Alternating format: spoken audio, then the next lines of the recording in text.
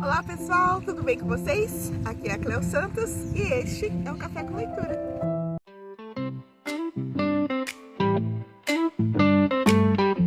Eu estou aqui apresentando para vocês o nosso novo canal, chamado também Café com Leitura, mas aqui a gente vai colocar as coisas de uma maneira mais dinâmica para vocês gostarem ainda mais. Não esqueçam de deixar o seu like, dar uma curtida e faz um comentário também, aceito sugestões. Tudo bem? Olha, só para o pessoal que me seguia no canal antigo, ele vai ser desativado em breve. Então faça a inscriçãozinha aqui no meu canal novo, que vocês não vão se arrepender. Aqui vai ter um monte de coisa, não vai ter só sugestão de livro, vai ter entrevista, vai ter foto, vai ter um monte de coisa legal. E vocês também podem estar mandando sugestão para mim de outras coisas que a gente pode estar discutindo, falando, mostrando aqui no canal.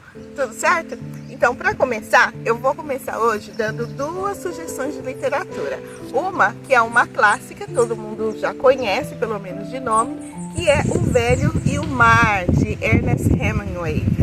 Esse livro, gente, olha, é um livro pequenininho, tem poucas páginas, leitura fluida e tem até figuras. Pelo menos essa edição que eu tô aqui é a 30ª edição, uma edição um pouco antiga, tá? Até o português é um pouquinho antigo, dá para perceber. Mas, enfim, o livro é ótimo, excelente, e eu indico principalmente para aquelas pessoas que falam assim: eu queria tanto ler, eu acho tão bonito as pessoas lendo, mas eu não tenho paciência, eu não sei.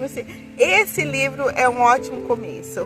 É uma história simples, assim, quando a gente fala simples, dá a impressão que não é uma história muito boa, mas é o contrário. O que eu quero dizer é que é uma história fácil de entender. O livro tem uma literatura muito fluida, você acompanha cada momento com cada emoção, é muito legal. E só resumindo um pouquinho a obra, fala sobre a história de um moço, de um senhor já de idade, um velho pescador e um menino que é um aprendiz de pescador.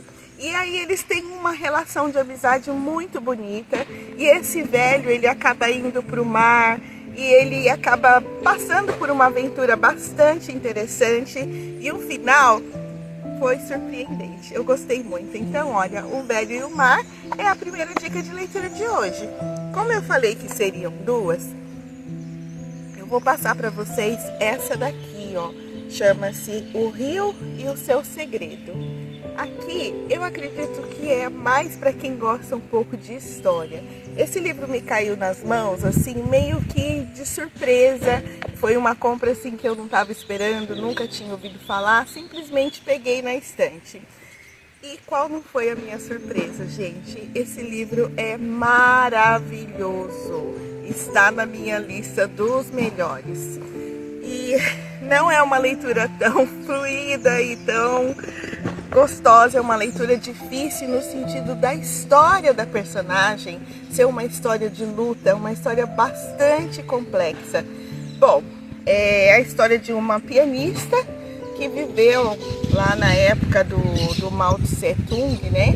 E ela era criança naquela época e ela foi envolvida por toda aquela propaganda. Ela veio de uma classe, vamos dizer aqui comparando no Brasil, uma classe média, né? Ela era filha a mãe dela era pianista, o pai dela era mais ligado ao governo naquela época. E ela era uma menina muito bem educada, tinha muito talento para música, né? Ela queria tocar piano, ser uma grande musicista.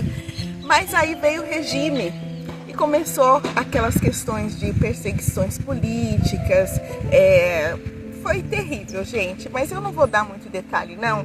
Porque, para dizer a verdade, eu nem conhecia muito a história de Mao Tse Tung, né? Então eu conheci muito com esse livro aqui.